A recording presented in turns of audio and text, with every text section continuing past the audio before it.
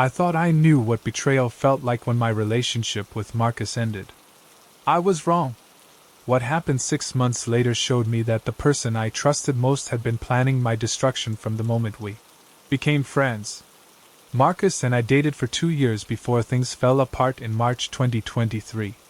We were both 26, living in Sacramento, and I genuinely believed we'd end up married. When he suggested we take a break, I was devastated, but what surprised me was how easily we transitioned into friendship. Within weeks, he was texting me daily, checking in on my life, offering support through my difficult breakup emotions. He seemed more caring as a friend than he'd ever been as a boyfriend. By summer, Marcus had become my closest confidant.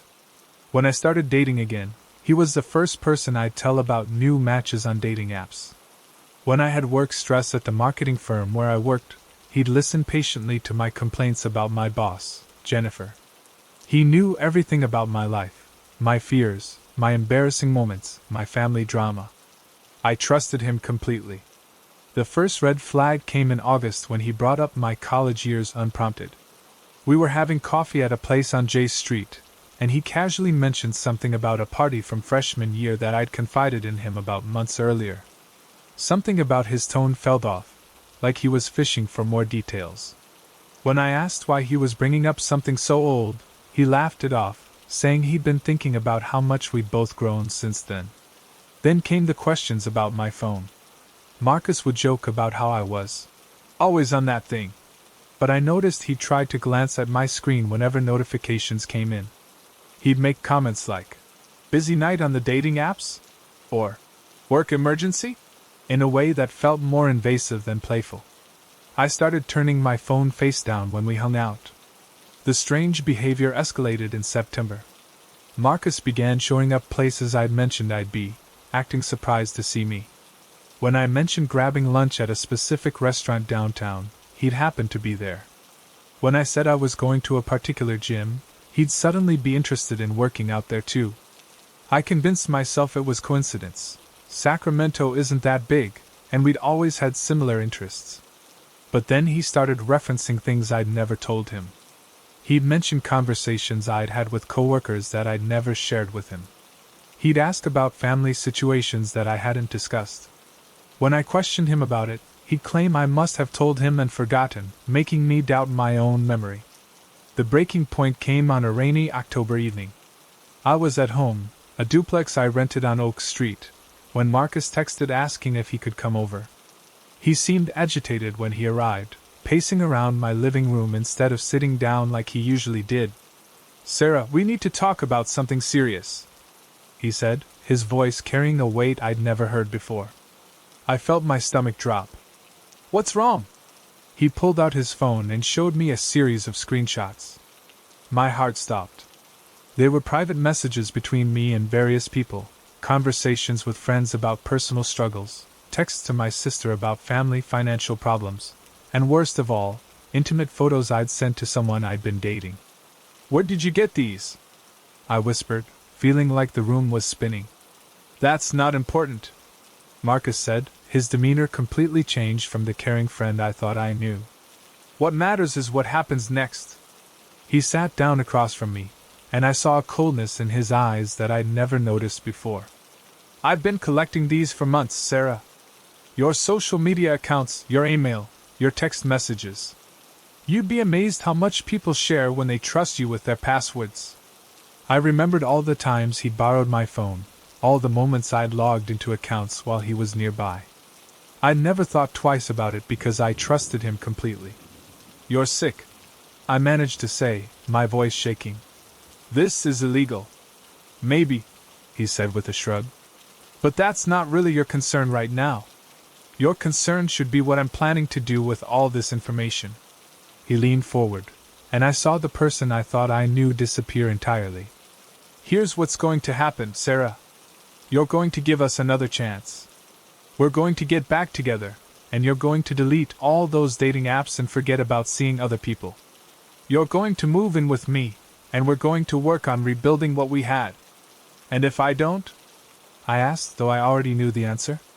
"Then everyone gets to see who you really are," he said, scrolling through his phone. Your boss gets to see those messages where you called her incompetent. Your parents get to see the photos you sent to that guy from the dating app. Your sister gets to see the texts where you talked about her husband's drinking problem. Everyone at work gets to see the messages where you admitted to padding your timesheet. I felt physically sick. Every private moment, every vulnerable confession, every mistake I'd made, he had it all, and he was willing to destroy my life with it. You're insane, I said, standing up. Get out of my house. I'm giving you 48 hours to think about it. He said, standing as well. After that, I started sharing. Maybe I'll begin with your workplace email list. Or perhaps I'll post everything on social media and tag all your friends and family members. After he left, I sat in my living room shaking, trying to process what had just happened. The person I trusted most in the world had been systematically violating my privacy for months, all while pretending to be my supportive friend. Every conversation, every moment of vulnerability, every secret I'd shared, it had all been ammunition he was collecting for this moment. I spent the next 2 days barely sleeping, trying to figure out what to do. I considered calling the police, but I knew most of the information he'd gathered came from my own devices when I'd willingly shared passwords or left my phone unlocked around him. I thought about giving in to his demands, but I realized that would only be the beginning. Someone capable of this level of manipulation and betrayal would never stop. On the 3rd day, I made my decision. I called everyone, my boss, my family, my close friends. I told them everything before Marcus could. I explained that my ex-boyfriend had been collecting private information about me and was planning to use it maliciously. I apologized for anything hurtful or embarrassing they might see and asked for their support. The response surprised me. Instead of judgment, I received overwhelming support. My boss was more concerned about my safety than the complaints I'd made about her. My family rallied around me, and several friends shared their own stories of similar violations by people they trusted. But Marcus wasn't finished. When he realized I'd gotten ahead of his threats, he made good on his promise to share everything. For weeks, I dealt with the fallout as private messages, photos, and conversations were posted on social media accounts he'd created under fake names. He sent packages of printed materials to my workplace and my neighbors. He even mailed things to my parents' house. The harassment continued for months. He'd create new accounts as fast as I could report them. He'd mail things to addresses connected to me. He'd leave printouts under my car windshield wipers. Every day brought a new violation, a new way he'd found to weaponize my trust against me. I eventually had to move, change my phone number, and limit my social media presence. I pressed charges, but the legal process was slow and complicated. Marcus had been careful to cover his tracks, using public computers and anonymous accounts for much of his activity. The worst part wasn't the public embarrassment, or the legal battle. It was the realization that for months, while I'd been grieving our relationship and grateful for his friendship, he'd been planning my destruction.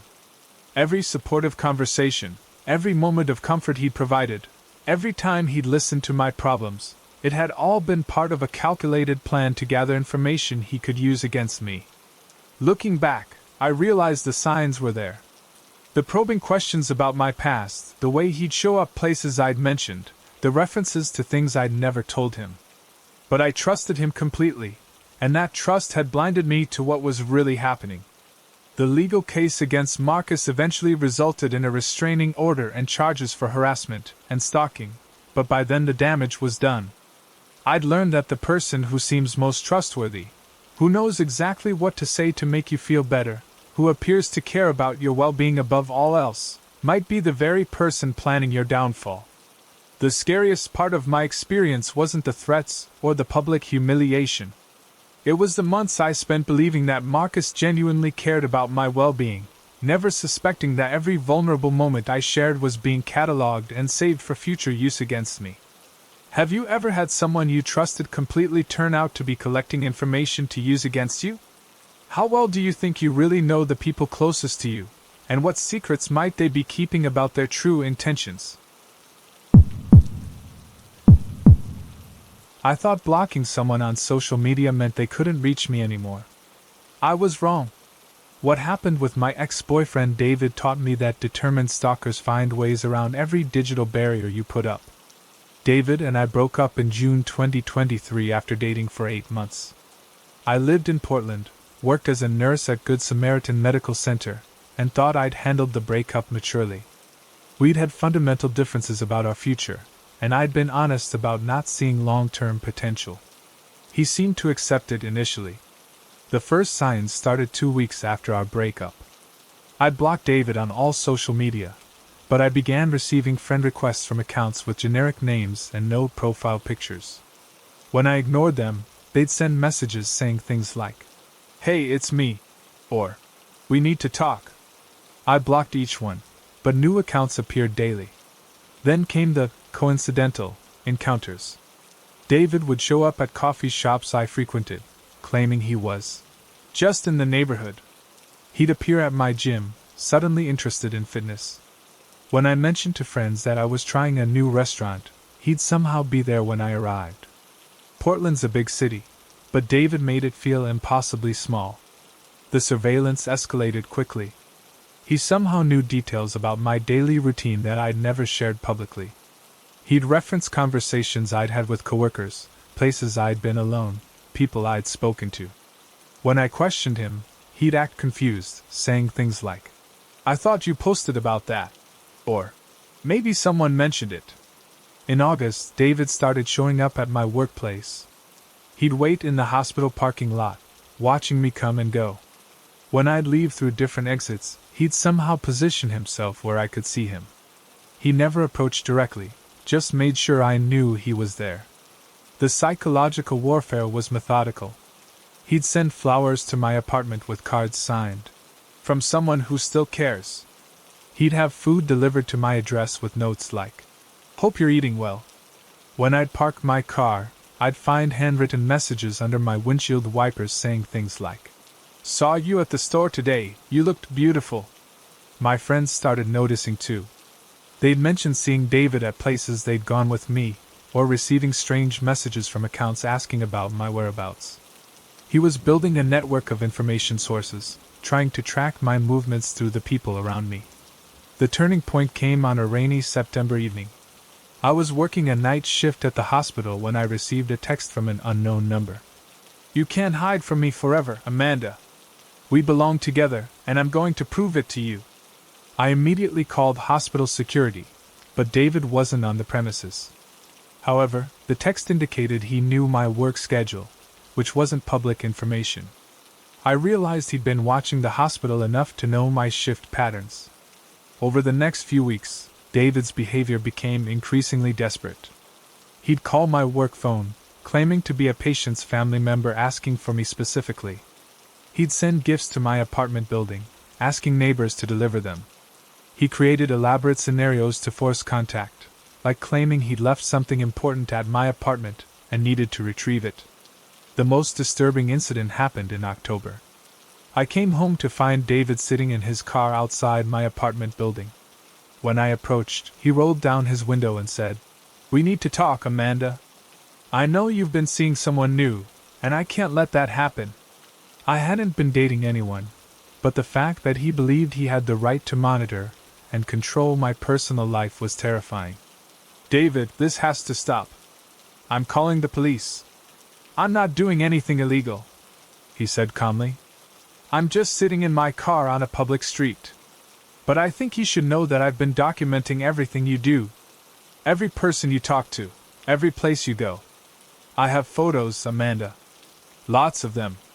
He showed me his phone screen, which displayed photos of me at various locations around the city. Pictures of me entering my apartment building, leaving work, meeting friends for coffee.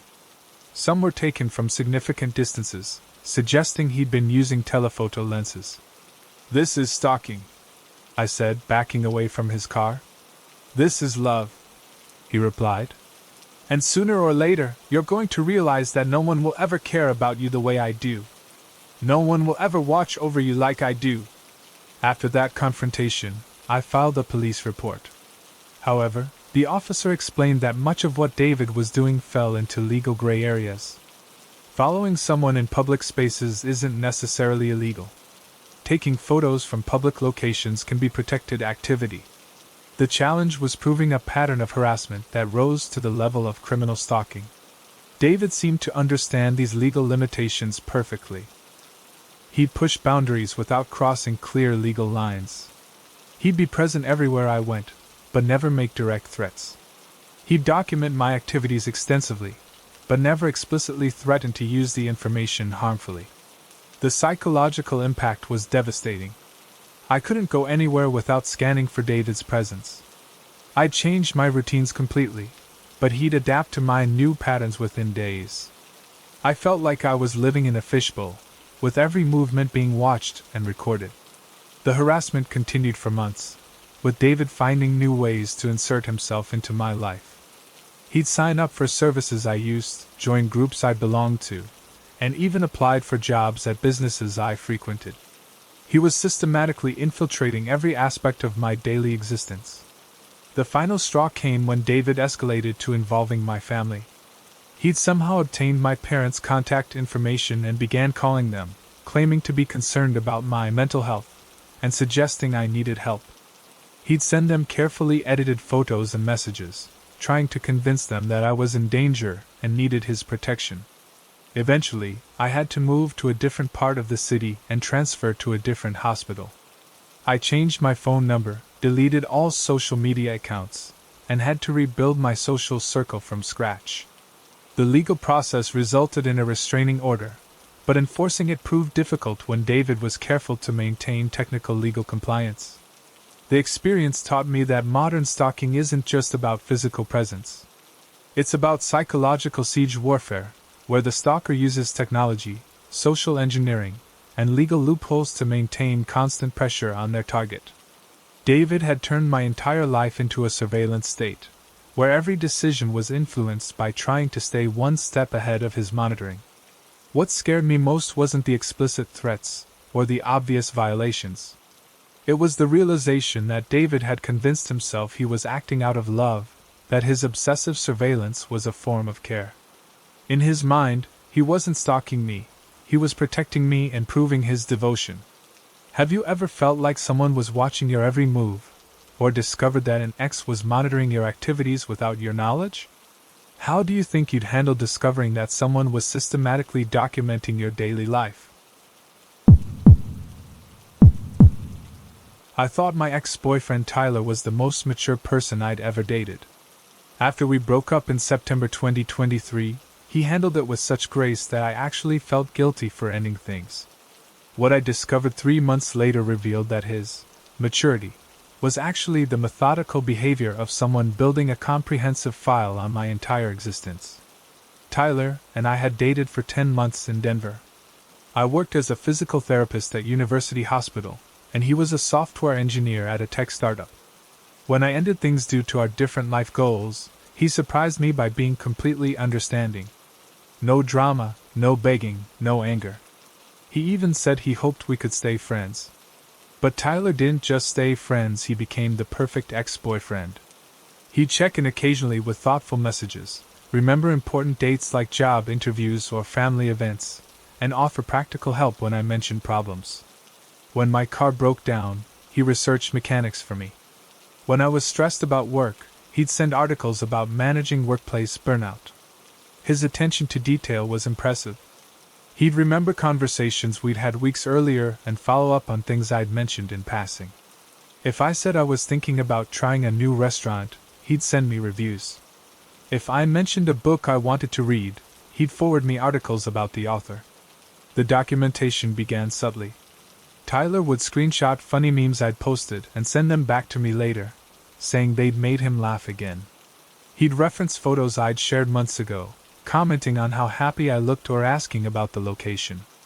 I thought it was sweet that he paid such close attention. Then I noticed he was building comprehensive knowledge about my current life.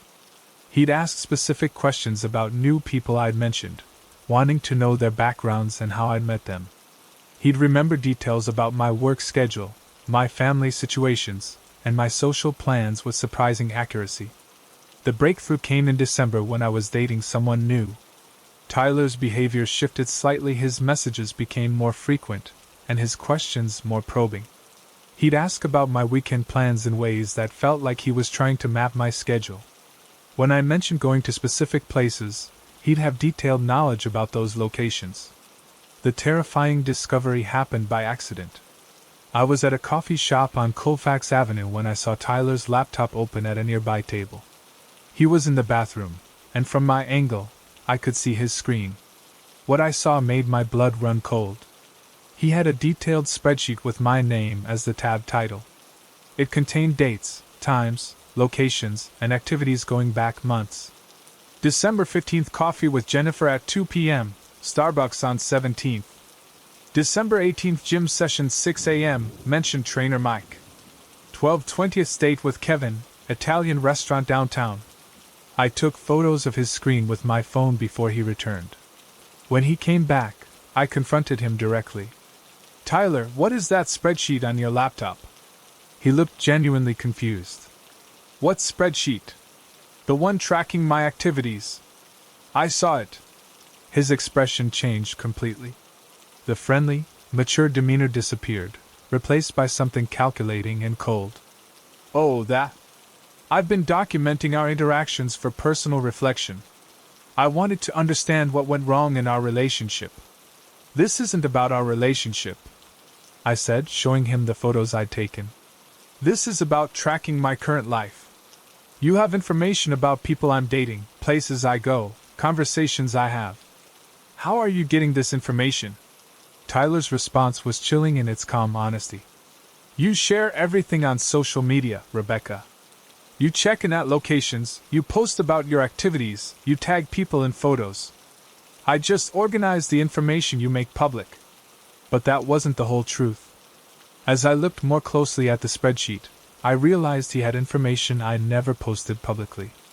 Private conversations, work schedule details, personal appointments. He'd been systematically gathering intelligence about my life through multiple sources. You've been following me, I said. I've been paying attention, he corrected. There's a difference. I care about you, so I stay informed about your well-being. That's what people do when they love someone. The extent of his surveillance became clear over the following weeks. Tyler had been using social engineering to gather information about me from mutual friends, coworkers, and even my family members. He'd call my workplace claiming to be coordinating a surprise, getting details about my schedule. He'd message my friends asking about my well-being after I'd supposedly mentioned being stressed. He'd also been physically monitoring my movements. He knew my regular routes, my favorite locations, and my daily patterns. The coffee shop encounter wasn't coincidental. He'd been tracking my location and positioning himself where he could observe me without being noticed. The most disturbing aspect was how he'd weaponized kindness. Every helpful gesture, every thoughtful message, every piece of advice had been based on intelligence he'd gathered through surveillance. His perfect ex-boyfriend behavior was actually the result of extensive research into my life, allowing him to appear caring while systematically violating my privacy. When I threatened to involve the police, Tyler's response revealed the depth of his delusion. I'm not doing anything illegal, Rebecca.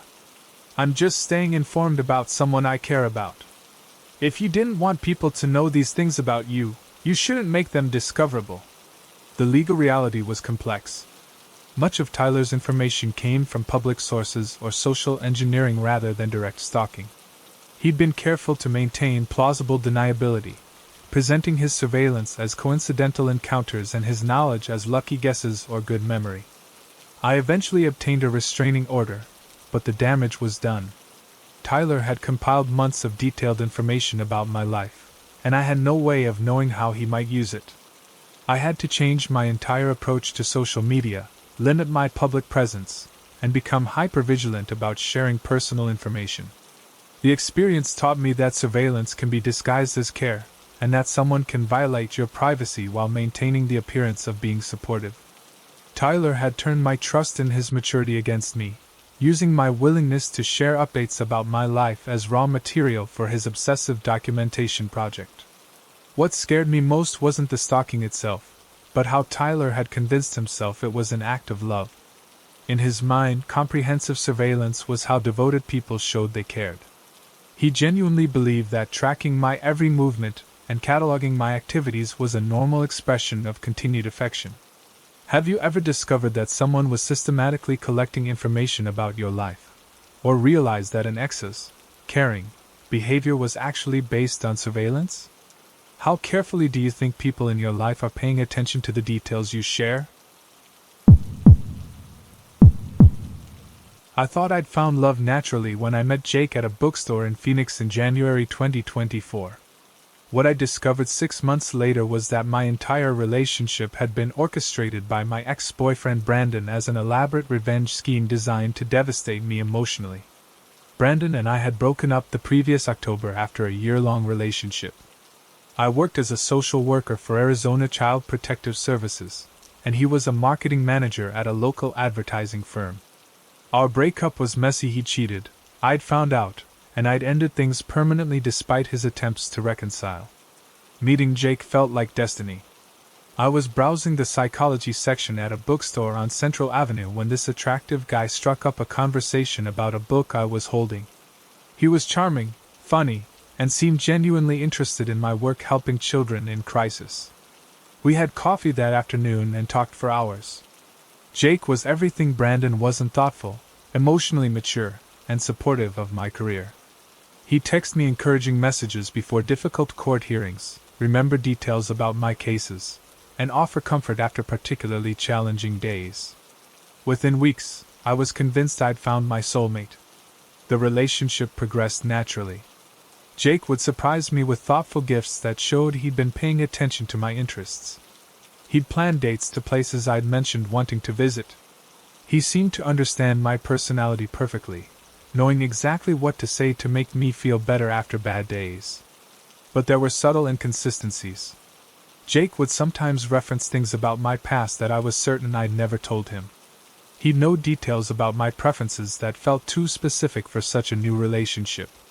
When I'd question him, he'd claim I must have mentioned it, and he had a good memory.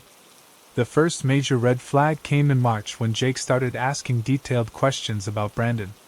He'd bring up my ex-boyfriend casually, wanting to know about our relationship dynamics and why we'd broken up.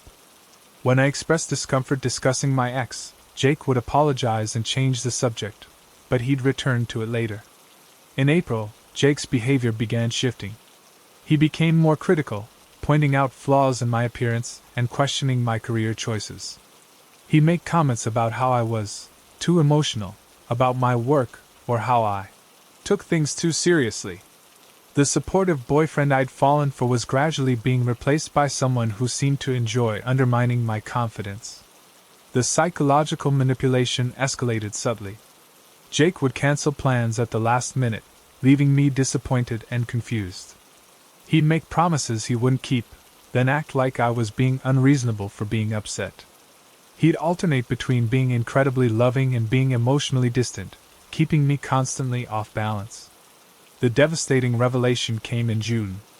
I was at Jake's apartment when he stepped out to take a phone call. His laptop was open, and a message notification popped up from someone named B. The preview showed. Phase 2 complete. She's completely hooked. Ready for the finale? I opened the message thread and discovered months of communication between Jake and Brandon. Every detail of our relationship had been planned and executed according to Brandon's instructions. Brandon had been coaching Jake on what to say, how to act, and when to escalate the emotional manipulation. The messages revealed the full scope of the scheme. Brandon had approached Jake at a gym they both attended, offering him money to pursue me and follow specific instructions. Jake wasn't even attracted to me. He'd been essentially hired to play the role of my perfect boyfriend. Make her fall completely in love with you, one message from Brandon read. Then break her heart worse than she broke mine. I want her to feel what it's like to lose someone she can't live without. The plan had 3 phases: make me fall in love, isolate me from friends and family, then destroy me emotionally with a brutal breakup designed to maximize psychological damage. Brandon had been orchestrating every aspect of what I thought was a genuine relationship. When Jake returned from his call, I confronted him with the evidence. His response was almost casual. Look, Christina, I was hired to do a job. Nothing personal, but Brandon paid me well to play this role. You're both sick, I said, feeling like my entire world was collapsing. Brandon wants to see you, Jake said, checking his phone. He's been waiting for this moment. He'll be here in 20 minutes. When Brandon arrived, he was triumphant. How does it feel, Christina? How does it feel to lose someone you thought you couldn't live without? The psychological cruelty was devastating. For months, I'd been falling in love with a person who didn't exist, building a future with someone who was being paid to manipulate my emotions. Every tender moment, every supportive gesture, every expression of love had been a performance designed to set me up for maximum emotional destruction. Brandon's revenge was methodical and comprehensive. He'd used Jake to gather information about my vulnerabilities, then weaponized that knowledge to create the perfect fake relationship. He'd studied my responses to different types of affection and tailored Jake's behavior to maximize my emotional investment. The aftermath was devastating. I couldn't trust my own judgment about relationships, knowing that someone I'd been completely convinced was genuine had been acting the entire time. I'd shared intimate details about my life, my fears, and my dreams with someone who was documenting it all for my ex-boyfriend's revenge plot. The legal implications were murky. While emotionally devastating, much of what Brandon and Jake had done wasn't clearly illegal. Fraud requires financial harm, and harassment charges were difficult to prove when the primary evidence was consensual romantic interactions. I eventually moved to a different part of Phoenix and changed jobs within CPS. The experience taught me that some people are capable of orchestrating elaborate, long-term deceptions purely for revenge. Brandon had invested months of planning and significant money to create a fake relationship designed to cause me maximum emotional pain. What haunted me most was the realization that Jake had been convincing enough that I'd never suspected anything. If I hadn't accidentally seen those messages, I might have continued the relationship until Brandon decided it was time for the final phase of his revenge. Have you ever discovered that someone was pretending to have feelings for you, or realized that a relationship you thought was genuine was actually orchestrated by someone else? How would you handle discovering that months of your romantic life had been an elaborate deception? I thought my boyfriend Alex had been murdered. For 3 weeks, I lived in absolute terror, convinced someone had kidnapped or killed the man I loved. What I discovered when he finally returned was that he'd orchestrated his own disappearance as psychological manipulation to make me realize I couldn't live without him. Alex and I had been together for 14 months in Tucson, Arizona. I worked as a veterinary technician at Desert Animal Hospital, and he was a freelance graphic designer. Our relationship had been rocky for months. He was possessive, controlling, and couldn't handle my need for independence.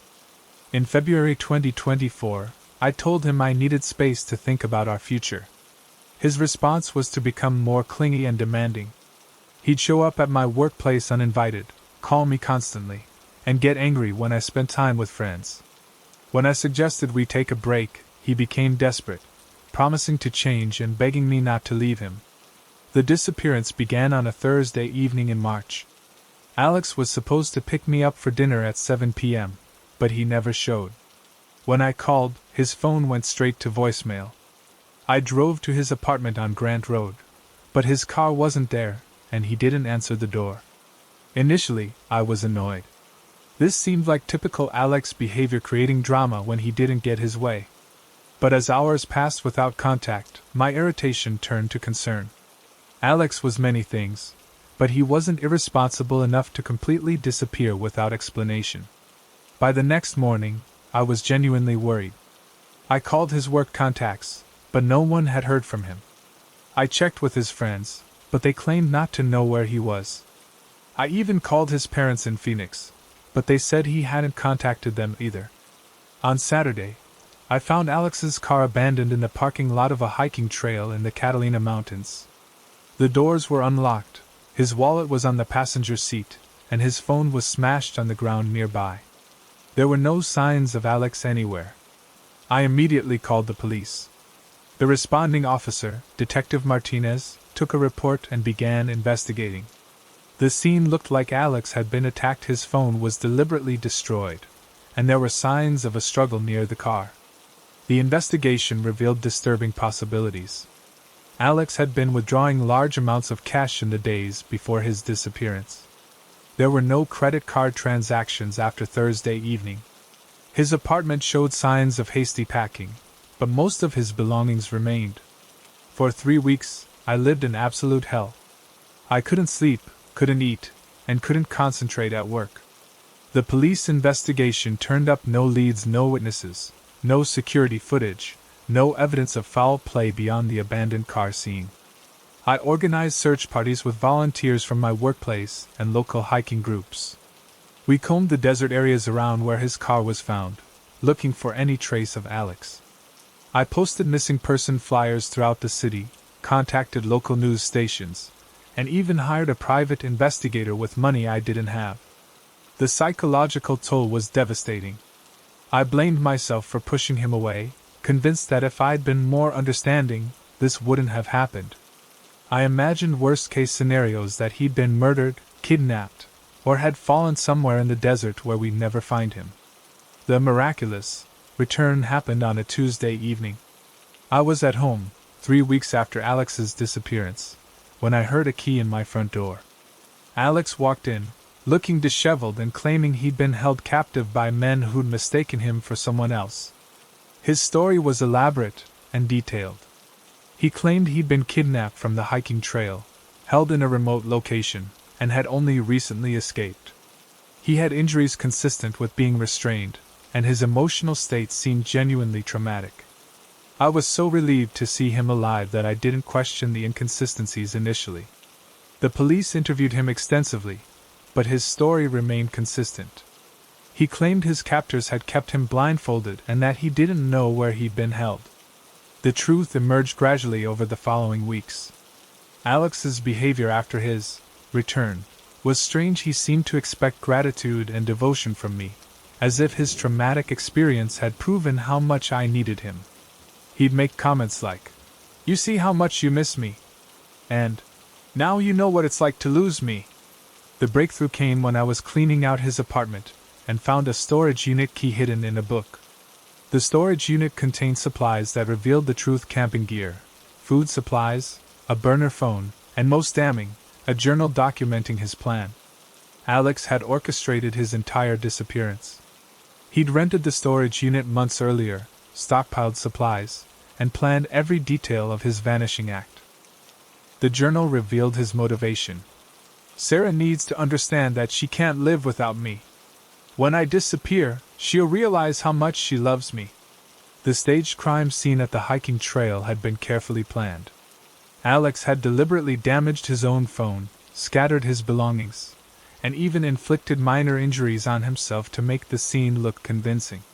He then hiked to a remote camping spot where he'd hidden for 3 weeks, monitoring news coverage of his disappearance through the burner phone. The journal documented his satisfaction with my distress. He'd written entries describing how broken I looked in news interviews, how desperate I seemed organizing search parties, and how perfect my emotional state was for his eventual return. When I confronted Alex with the evidence, he didn't deny it. Instead, he seemed proud of his elaborate scheme. "Look how much you cared when you thought I was gone," he said. "You organized search parties, you cried on TV, you spent your savings trying to find me. That's proof that you love me." The psychological manipulation was stunning in its cruelty. Alex had deliberately put me through 3 weeks of the worst emotional pain I'd ever experienced, all to prove that I couldn't live without him. He'd watched me suffer, knowing he could end it at any time, and had extended my agony to maximize the psychological impact. The legal consequences were complex. While Alex had committed fraud by filing false police reports and wasting public resources, proving that he'd deliberately caused emotional distress was more challenging.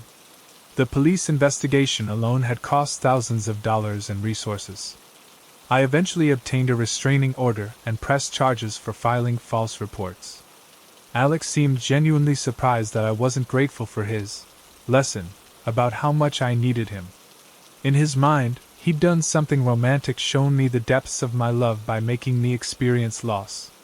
The experience taught me that some people will weaponize your capacity for love and concern. Alex had taken my genuine care for his well-being and used it as raw material for psychological manipulation. He'd turned my worst fears into reality, then expected me to thank him for the experience. What haunted me most was the realization that Alex had spent weeks planning this elaborate deception, calculating exactly how much emotional trauma would be necessary to achieve his goal. He'd coldly engineered my suffering while positioning himself as the solution to the pain he'd caused. Have you ever had someone fake a crisis to manipulate your emotions, or discovered that someone's emergency was actually a calculated scheme to control your behavior? How would you handle discovering that weeks of genuine terror and grief had been orchestrated by someone who claimed to love you? Thanks so much for watching. I can't express enough how much your support means. The likes, the comments, it all really helps the channel grow. If you enjoyed the video, make sure to hit that like button and share your thoughts in the comments below. I always take the time to read them. And don't forget to subscribe so you never miss out on any new videos. See you next time.